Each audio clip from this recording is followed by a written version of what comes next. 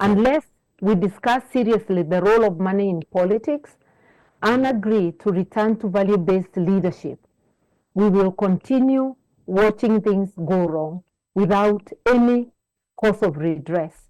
If Parliament cannot come to the aid of the people, it means we are on our own.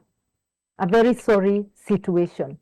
These are the things we need to be highlighting so that we can prepare ourselves as we go to the next electoral cycle.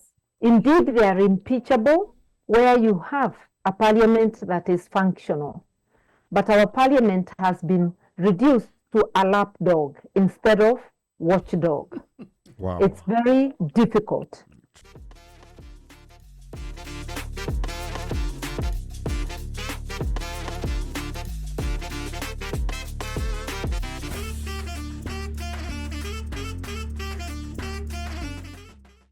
Yes, my name is Wangari. I'm calling from Dallas. My question for you is, with the election being so close, what grassroots movements are you working on in Kenya to ensure all the young people get registered to vote and get IDs, so we're not waiting till close to the election and then, we have a whole slew of people that should not have citizenship voting?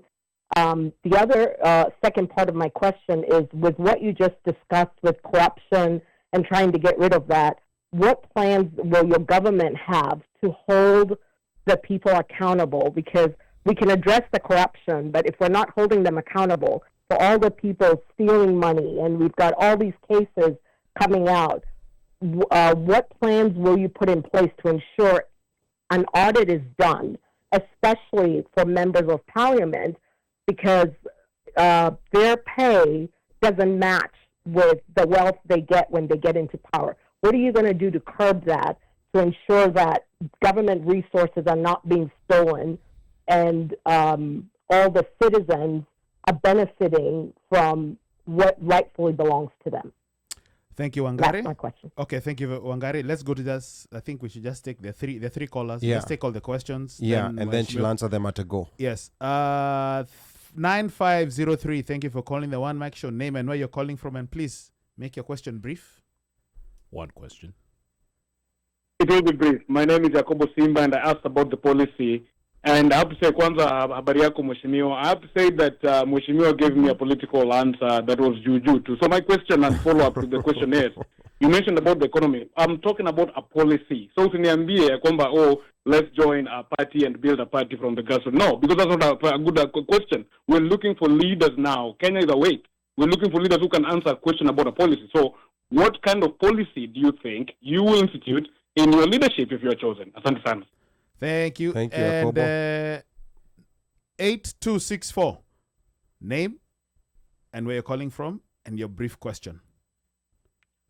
Yes, my name is Julius Nkanda. I'm calling from Indiana. Thank you, Mr. Mike, Brother Mike, with the work you do. Honorable Karua, thank you for coming over. Now, really, it's not going to be a question. My concern is the diaspora.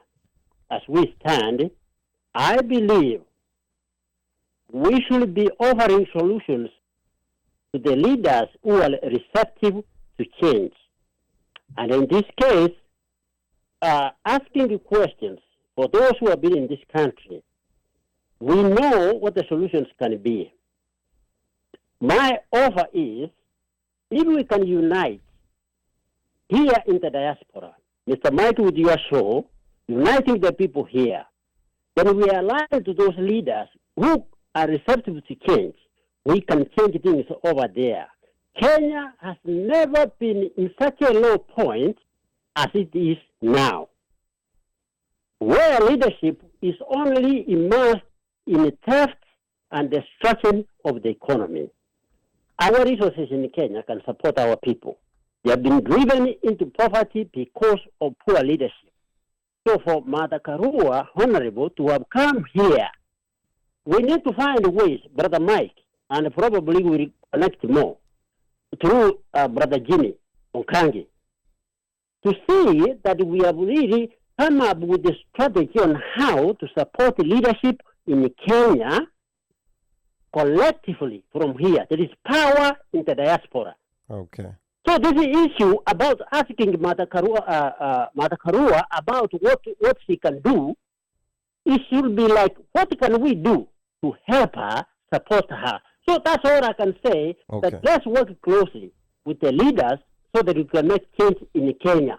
Okay. Thank you. Thank you Asante very sana. much. Asante sana. All right, Muhesh, over to you. Okay, I'll begin with a question by my namesake Wangari. Indeed, we are, as the united opposition leaders, calling for prompt issuance of identity cards to young people who are eligible for IDs, and thereafter swift registration as voters. It's a topic we are going to devote a lot of time on, because there is the danger of over 7 million young people being disenfranchised. While on the other hand, the Ruto administration is very keen to give people to integrate the refugees and give them ID cards. We think that the same vigor and energy should be applied to Kenyans who have attained 18 and are ready to get their IDs and to be registered as voters. We will also be asking any plan to integrate the refugees must be subjected to public participation so that Kenyans can have their say. It is not necessarily a bad idea, but it should be subjected to public participation, as the Constitution says. I also agree that there should be lifestyle audit, not just of MPs, of every state officer, including those who are working in the Anti-Corruption Commission. The Constitution is very clear about transparency and accountability, and therefore, declaration of assets which is not made public is unconstitutional. And these are issues about adherence to the rule of law. And that's where I started, that I would ensure that there is adherence to the rule of law. Now, there is a questioner who has asked a follow-up about policy. There cannot be a single policy. We can only talk of policies. And when you ask me about a policy, I gave you a policy on economy. There will be policies on health, policies on foreign affairs. So that general question, I could not have answered you with each policy. I chose a topic for myself. And as our brother who has asked subsequently said, if you feel that what I'm giving is not what you would want, you can come up and give the solution yourself. That is why even the Constitution makes the provision for participation. So I believe I've answered you. I gave one policy. It's not possible to give each and every policy. But I would be very happy to hear what your idea was in asking the question. I also want to agree with the suggestion that the diaspora should be united. The diaspora politics follow Kenyan politics. When we are united at home, the diaspora gets united. When there is divisive politics, the diaspora gets divided. But it is true, those in diaspora, having seen economies which work like a going concern, perhaps should be sharing tips with us so that we are able to build an economy and a country where the institutions are strong and institutions survive administrations. Okay, I think that's all that had been asked. Yes, thank you so much. And we're getting now close to wrap up our time with you. Of course, the show is going to continue. Martha Karua has another engagement she has to go to. Washeke here, before, she shuts down our show, we have to ask a question. Washeke is asking, will your administration ensure proceeds of corruption hidden away in foreign banks are repatriated, seize foreign properties and businesses of government officials who are known to have been acquired via taxpayers' money. And then on top of that, I'll also add David Karaoke's question, which is asking the Attorney General, Justin Muturi, gave a very explosive interview today about the president. Are these impeachable offenses? Honorable Martha Karua. Firstly, recovery of assets, proceeds of crime, is already provided for in the law. And the law properly applied should be able to guide us on what to do in all those instances. Strict adherence to the rule of law means prosecution of those who are culpable and using the legal mechanisms to recover what is owed to Kenyans, whether it's in foreign lands or in Kenya itself. And this is not something new. It has happened in the past, only it happens here and there, and most of the time it is not being done. We have to be consistent in enforcement, and that is the only way to discourage corruption. And we have instances where monies borrowed by Kenya do not reach the consolidated funds and are shared abroad. There are mechanisms of tracing such money. The other question, the last question was, if you can remind me. Yeah, it was about the explosive interview that Justin Muturi did. Yes. And if the offenses that the president, he claims the president has committed are impeachable offenses. Yes, indeed they are impeachable where you have a parliament that is functional. But our parliament has been reduced to a lapdog instead of watchdog. Wow. It's very difficult in such a situation to expect impeachment. I think you watched live the impeachment of the second deputy president, Rigathi Gachagua. You watched that charade and parliament coming up with a verdict of guilty. We did. Then you know what sort of a parliament we have. It's a sorry state of affairs. And that is why as we go to the next elections, we must have a conversation as Kenyans, whether we are going to elect value-based leaders or we are going again to elect because of transactional politics, because of what you have been given. Okay. Unless we discuss seriously the role of money in politics and agree to return to value-based leadership, we will continue watching things go wrong without any cause of redress. If Parliament cannot come to the aid of the people, it means we are on our own. A very sorry situation. These are the things we need to be highlighting so that we can prepare ourselves as we go to the next electoral cycle. And I thank you very much for helping bring out these issues in this conversation. Okay, all right. Now, Honorable Karua, last question before you go, because we know you have another engagement. Diaspora voting. This has been a heartache, a headache topic for people in the diaspora, especially out here in the U.S., where just like consular services, people don't have access to registration. IBC will give us a 2-week notice that we are coming for registration and expect people to travel on 5-hour flights and on 5-hour flights and travel on maybe 9-hour drives to go and register to vote, because you have to travel to register, then you have to travel back again to vote. So the question is, how will you ensure that there's enough polling centers, and how will you also ensure that this registration is continuous? Because right now, we don't have anything.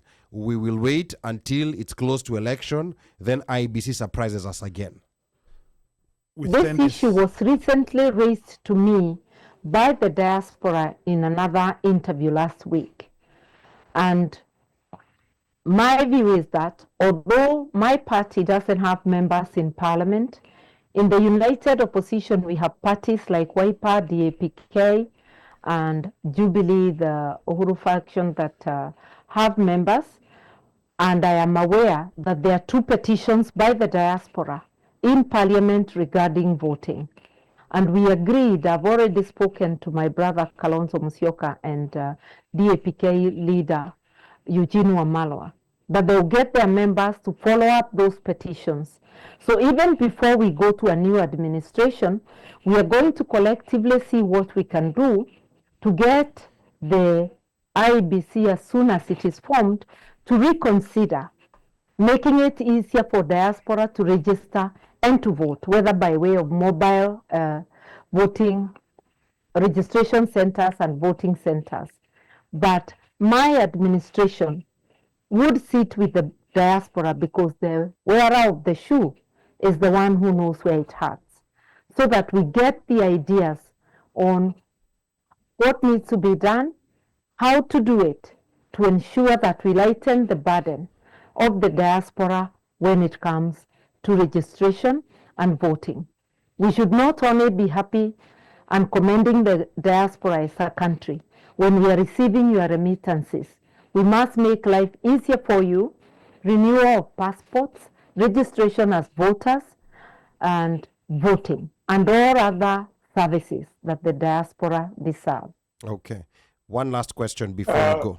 Ali, yes. Ali, before you go on, there's a question I think that really affects quite a huge number of voters, and it's in the comments. It's being asked by Ms. Obiambo Odak, and her question literally says, "What is the state of the pensions for retirees following the recent update to online portals, which don't seem to be super secure?" And this was something that was actually being discussed a while ago on how the update on the online portals for retirees has put out a lot of retirees who can't be able to access their pension. We know that the elderly are a huge voting bloc and they're very vulnerable. How will they be helped in this situation? What is being done to help them right now, and how will your government ensure that the elderly are protected and the retirees, especially in getting their pension and any other services that they need? I have earlier on talked about the system being completely broken. Retirees should access their money as soon as they retire. It is not the case. In the case of teachers who retired a certain time and have not been paid, the court has ordered, I don't know how many times, and they have not been paid. It's about aligning government priorities. The government owes money, not just to international financial institutions and other lenders, but also through internal borrowing that is not sustainable. It is possible to pay retirees if we align our priorities with our needs and stop opulence, stop being wasteful. So these are matters that will be given priority. It is very distasteful to deny retirees their money, and many actually die without accessing their money. This is not what a responsible administration should do. It's a matter that must be prioritized. Okay, and on a light note, we know you're going to be coming to the DC area, and a lot of people are curious on where you're going to be, and I think Jimmy Okangi had posted Howard University. the places where you're going to be. Please post that. Please post that again. Now, in the engagements in the DC, Maryland, Virginia area, are there specific ones where you'll primarily be engaging Kenyans? Because I can see there's universities and I can see there's other places. Are there ones where you'll primarily be engaging Kenyans one-on-one for those who want to talk to you, ask you questions? Do you have that type of engagement in DC? We're trying to arrange that. I have that talk at Howard University. I have a sitting that is going to be arranged by both Kenyans and Ugandans in Maryland. Okay. And some friends are trying to see if we can also have some engagements in Baltimore. Okay. As soon as it's ready, it's confirmed, it will be posted. Okay. Yeah, because a little buddy told me you'll be coming to Baltimore. Yeah. Because Baltimore, that Yeah. is the Kenyan stronghold. Hapo ndio pale kuna nyama choma. Yes. Usidanganywe ni Yeah. nyama choma. Utapata nyama choma. That is one of the reasons I'm coming there.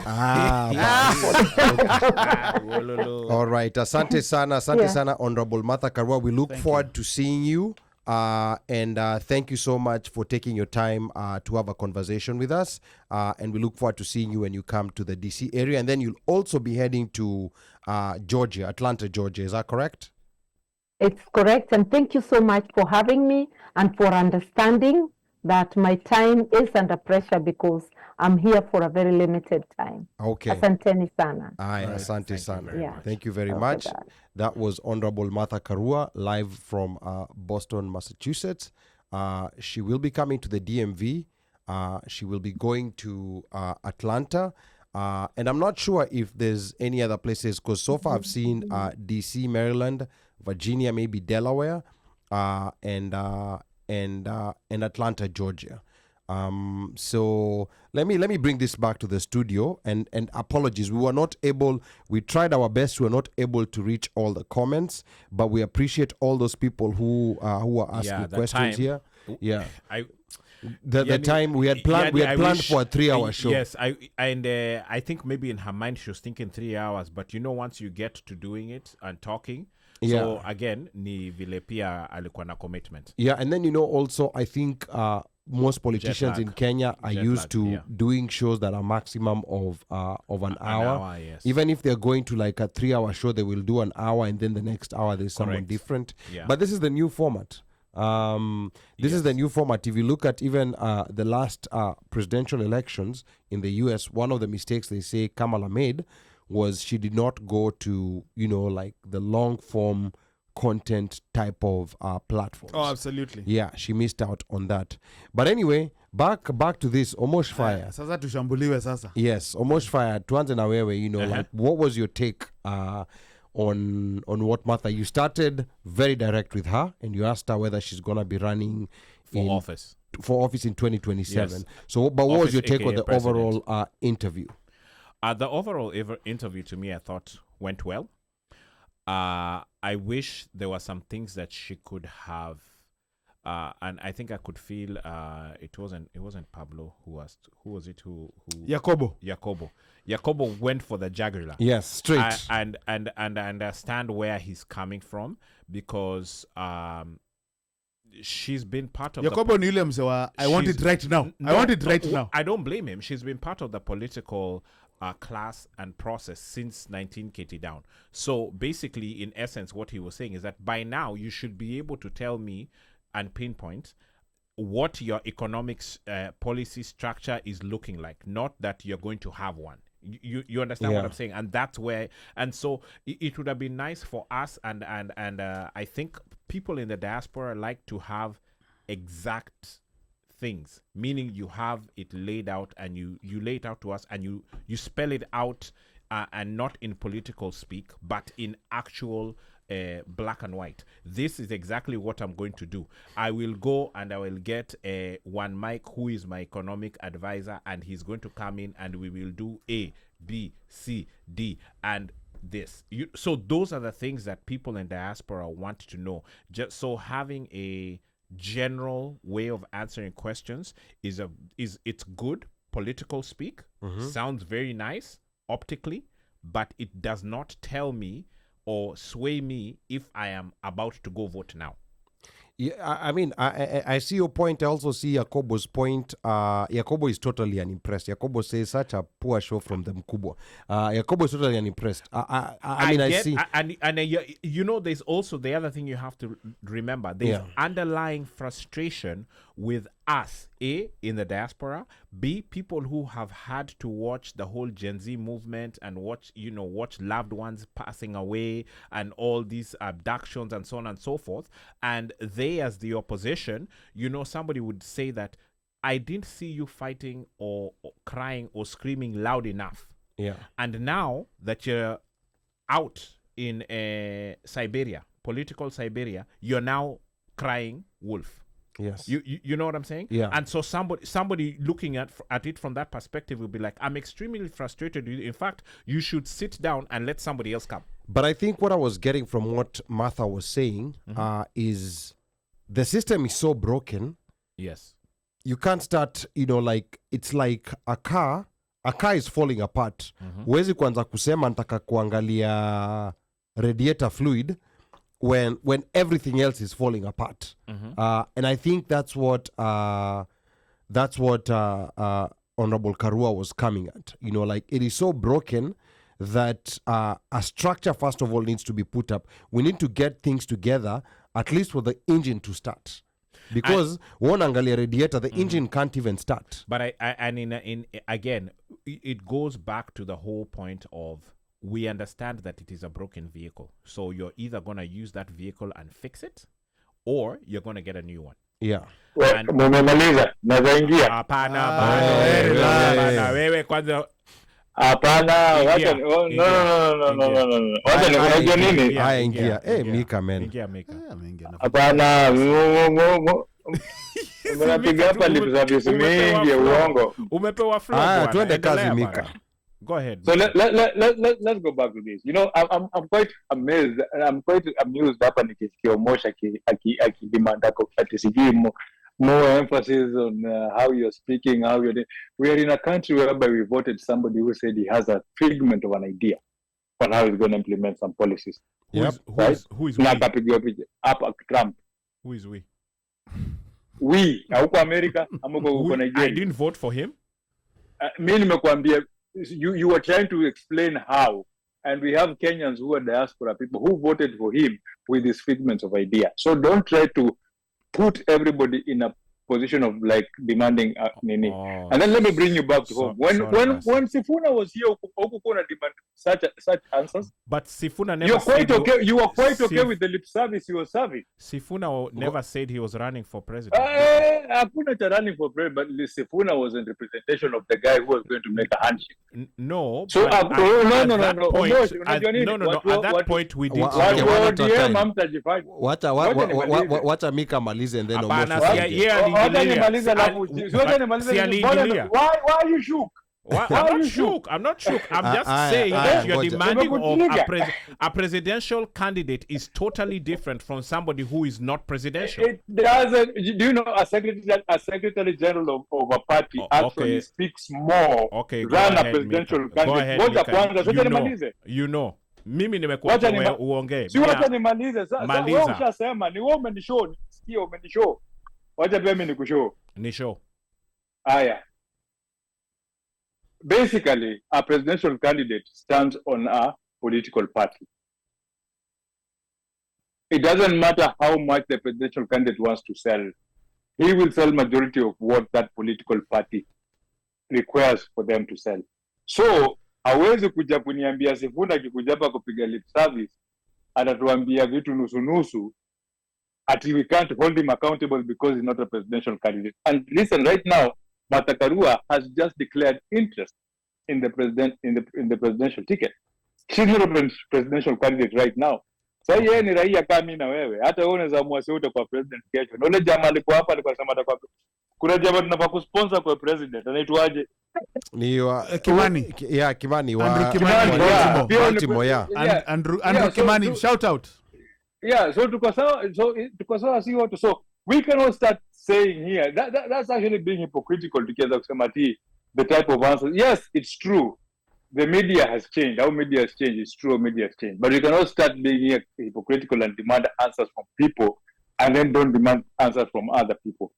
It's anybody who's in the political divide, whether when MCA, Maka president. The same way when we have local representative politicians in the studio and we hold them accountable and ask them questions. We hold everybody accountable in the same sense. Hakuna cha sijui ni presidential candidate ama nini. So hii wena Jacobo Simba mnajifanya hapa mmekasirika mnataka kuuliza maswali ngumu. Mbona kuuliza Sifuna hizo maswali? Aya, the number to call 202-683-4570, press star 5 to speak. Hata kama Martha ashatoka, please give us a call. Let us know what you thought about that Mika interview. is not issue-based. Yeah, so let us know what His you thought about that personality-based. interview. Ngoja kidogo, Mosha. Sorry. We'll give you a chance to talk. Let us know what you think about what Martha Karua, said during the interview. Of course, we were planning for a 3-hour show, but because some engagements were coming up on the go, she was only able to give us an hour, Yes. which we are appreciative of. Correct. But giving a call 202-683-4570, press *5 to speak. I saw Irungu Horton was tuned in from all the way from Los Angeles, California. Someone has told me that he's gonna be coming to the DMV, so do not be surprised if we are able to get a chance to We have a caller. to talk to him in the studio. So if we have a caller, I think we are gonna go to the caller first. Ebu check and see. It might be Mika's number. Yeah, Mika might be calling to speak He again. might be calling again. Hey, Aya, sawa. Maybe I'll just talk over you. Okay. Sawa, Aya, sawa, Mika. Mika. Aya. I take the call. Yeah, let's take Yes, the call. yes, Let's yes, take yes. the call. Welcome, 9503. Thank you for calling the One Mic Show. Tell us your welcome to name the and One where Mic you're Show. calling from, please. Hey, hapa atakuja na fujo. Thank you very much. My name is Jacobo Simba and I'm calling from Philly. Okay. Aya. Yes, Yakobo. Yakobo, Unaona talk vile to nimechukua Nasikia vile mamishale. Umoja amefurahi. Unaona vile nimechukua mamishale. Sasa mpatieni Yakobo nafasi sorry, azungumze. sorry. Mika, mpatieni Yakobo nafasi azungumze. Yakobo, talk to us. I support Philly. Nimesikia sana. In fact, Mika, first of all, I want to correct you that just because we did not hold one politician accountable doesn't mean we don't hold another one accountable. So your point yako iko out to Mimi nimesema hold everybody accountable. because we Okay. swati nimalize kwanza. Yeah. I Okay, asked Yakobo. Honorable Martha Karua, who I really respect. Of course, she's been in politics for a long time. She's a veteran. The question was very simple. It was open-ended. Nikamuuliza, ukichukua ofisi, which policy? Sikusema uniambie vitu general kuhusu economy, no. A very simple question. Name a policy of your choice, nearly in the economy. And when she answered the economy question, she said, I'll find an economy that works for people. Seriously. You are a vet, you are a double vet, and you are a lawyer. You're saying you will find an economy that works for people. You're the Jibo. And then she ended it by saying, join parties and build parties. Really? So you're giving us political speech. In fact, the whole night she's been giving us political speeches. And I think that this is the problem. They're not used to media people like us, like Ali and them, and you people in the studio, pushing against some rhetoric that is just BS. It's just mediocre, not BS, but mediocre. It's mediocre. And when I did it, the gentleman after me did, she started kungavia. We kama kuna better kuja bosuseme. Imagine. They have the same scheme. They're the same people. Nwanda Taure, who's been there for 2 minutes, is doing better than everybody in the continent. This is the problem here. Now, Jacobo, let me bring in something here, and you have a very, very good point that you bring up. But here's the thing, because I'm also I'm kind of like you the way I look at these things. You know, I want to hear issues, I want to hear policies, I want to get tangible solutions to the problems that we currently have. However, when you look at this in the broader picture, is that the people like you and I who are very hard policy oriented, we have sort of failed to learn politics, because I think the problem that's there in Kenya is that we have the policies and then we have the politics. The politics is the one that's winning election. The policies, they're good to hear, but most of the time, like Jacobo, I'll tell you, if we start engaging, let's say like me and you, we go on YouTube or any platform, we start engaging on serious policies.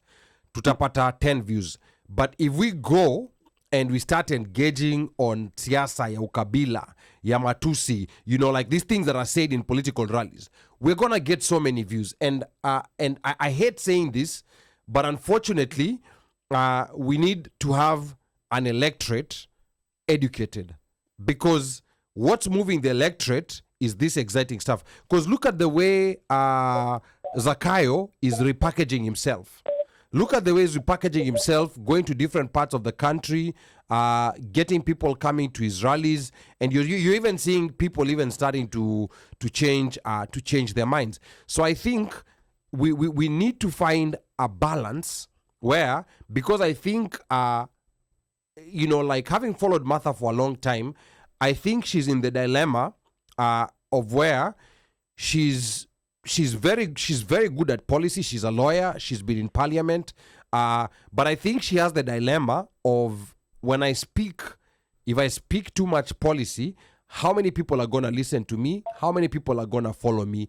Because remember, she tried to run for governor, Kirinyaga County. Think about it. Against one of the most corrupt people. What was her name again? Alleged. Waiguru. No. Alleged. Yeah, against someone who had so many cases, but she still lost. So Yakobo, maybe before we let you go, maybe nikuulize too briefly. How do we bridge this divide whereby we can have policy people talking politics in a way that makes sense to the masses? Ali Goja, before Jacobo ajibu, Jacobo, there's something I want to add on to what you are saying. Remember, for the past 3 weeks, I've been saying one thing. The only way we can change this thing, and I'm glad the politician has mentioned it, right? The only way we can do this thing, especially in Kembe Gen Z, bala kujifanya sijui tumejaribu kuanzisha party yenu mpya from scratch ama nini. Infiltrate these parties and change them. Mold them to a point whereby you want them to do. You that's a very genuine thing that she said. It might seem like nikana kubrush off, but she's not brushing you off. She vile Ali amesema anafikiria nikianza kuongea about policies, how far will I go? Or simply, another way is this: if things don't work for you, why don't you go inside them and change them instead of trying to kufanya nini kuifight ama kuanza from scratch? In the same way, if you're told that if you want to fix a problem, face the problem. Once you face the problem, you'll find a solution in that problem. So if people can actually infiltrate those parties, sisi wote sahi tuamue hivi tunasema tunataka ODM. Hapa kwa studio kila mtu ni ODM. Hata uno mtu wa Jubilee na kwa ODM siku zile ameamua once in a while, unaona? So tukiamua sasa tunataka ODM change ifanye vile tunataka, hata plus wewe Jacobo tunaweza fanya. Okay, Jacobo, give us your closing thoughts and how we bridge that divide. Yeah, let me answer Mika real quick to say that I actually agree with Mika in terms of participation, but not all of us tumezaliwa kuingia politics. That's something you have to know too. Like kama mimi si mtu nimezaliwa kuingia politics, but can I do my little bit hapa kwa mashinani? Yes, I can do that. But yeah, but if you are a career politician if you're a career politician like Martha Karua, Honorable Martha Karua, in fact, all she could have done is tell me what she ran on last time, because she ran.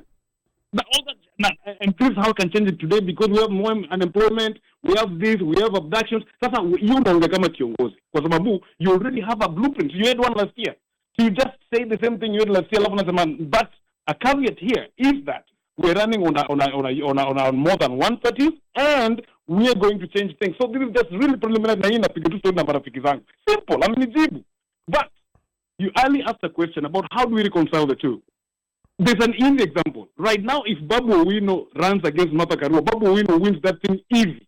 Why did I use Babu Owino? I'm not saying he will run. But the point is that Babu Owino akona kazi anaweza kuonyesha amefanya hii, amefanya hii, policy, amefanya hii, amefundisha watoto wa shule, amefanya hii. So he can tell you exactly what he did, like project wise. Then unaona basi huyu jamaa akona vision for his representatives. Ama watu wenye anasimamia. But politics pia kwa sawa. Akipiga politics anasema mazao mimi vile kutoka na baba, baba ni baba yangu, hata nikienda wapi, hiyo ni politicking. Unaona? So Ali, that's how I can answer you. We do not always have to say default to politics and politics, because today Honorable Karua could have read the room. Asema huyu ndio mzee swali anajua what policy is. Simple. So much the room, usijifanye wewe ni big and bad. Anatuangalia hivi pale kwa Zoom, anaona she's still bigger than all of us, and she doesn't care. The tone of her voice changed. Na kaanza kutumia, that's what I chose. Hiyo ni shauri yako. Hiyo shauri yako. Mimi that's what I chose. That's the tone yenye wanang'eja nayo, inaburudi sana millennials and Gen Zs. I don't give a blue tone. Hiyo hata shindwa asubuhi na mapema kisimama. That's just how I feel. Asante sana. Aya, Kobo Simba, asante sana. The number to call is 202-683-4570. The studio is on fire. Yakobo Simba is lighting up. Anitumie jazi ya fili. Simba imeguruma. Anitumie jazi ya fili. Is there another caller? Yes. Okay. 4518. 4518. Thank you for calling the One Mic Show. Name and where you're calling from. Ni mimi yule unamjua Mr. Inaitwa nini hapo? Mr. Bossman. Sijapiga show. I haven't called this show before. Okay. But anyway, and Mr. Bossman, where are you calling us from? Karibu, Mr. Bossman. Yeah, Mr. Bossman, where are you calling us from? I am calling from the northeast streets of Prince George's County, Maryland. Kwa hivyo you're just around the He's corner. in the backyard. In fact, he might be at the door. You might just buy us some Swahili village after this. Tukutane huko. Huyu ni prezi wetu. Prezi wetu si pia toka Maryland ama. Enyewe. Ukisikia kelele ya radio si barafu, si wakuji. Aya, talk to us, Bossman. Amejita nani? Mr. Bossman. Mr. Bossman. Yeah. No, I wanted to say, I kind of agree with what Mr. Badawi said. You know, there's a big disconnect. And at the end of the day, politics always wins. Policy, how many voters in Kenya understand policy? Unaenda huko in my village, huko chini in Bomet, nobody understands policy. All they want is, huyu tutampea kura, akikuja kunipea 1,500, na nijengee choo, and a few things here and there, give me some crumbs. So, I agree with Badawi. Politics, how do we get the policy in there with the politics? I think young men like Moala have really tried. They did good by trying to push a message in what he was doing with Vampire Diaries. You understand? You know, there's something policy in there that's sort of where the money goes and where the money didn't go. You know? That's my comment. Asanteni sana. Okay. Haya, tukutane hapo Swahili Village. Swahili Village. Lakini unajua Bossman. Amesema ukweli. Amesema ukweli na kitu moja kwa ground. Yes. Kwa ground ndio kwa the most important part ya kufika. And that is why kuchange narrative ya kwa ground, right? Watu wanafaa kuinfiltrate hizo parties. Ndio ifike mahali hizo parties zinafundisha watu kwa ground. Kuna kitu ya maana kushinda kupewa 50 bob ama kupatiwa mahindi gorogoro moja ama kupatiwa nini. Kwa unajua mimi kama niko na njaa. Hebu ambia gorogoro ni nini? Digidhia. Sorry. Haya. Mimi kama niko na njaa. Na unakuja unipatie food. Unipatie dough, unipatie njia ya kukula, ya kunifikisha kesho niamke kesho kesho. Mbona sitakupatia kura? No, absolutely. Yeah. I agree with you, Mika.